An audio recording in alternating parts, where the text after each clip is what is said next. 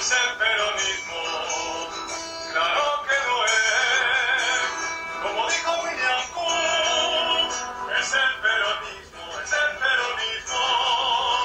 el hecho maldito del país burgués.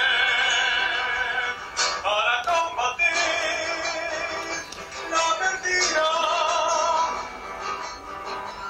defenderemos esta osadía, pues solo el pueblo salvará al pueblo.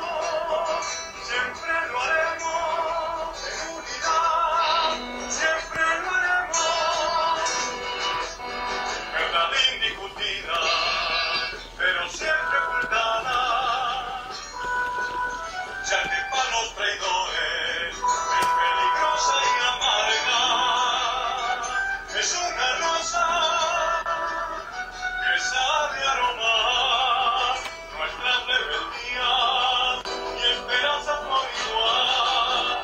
Quien quiera oír, que oiga y desnudar la mentira de la compás genocida, amargidad de peronista.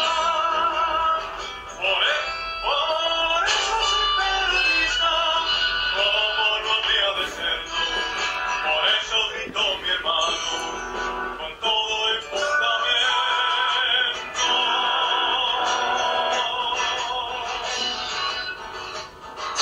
Junto al pueblo latinoamericano forjaremos nuestra unidad por segunda independencia, que solo luchando se alcanzará.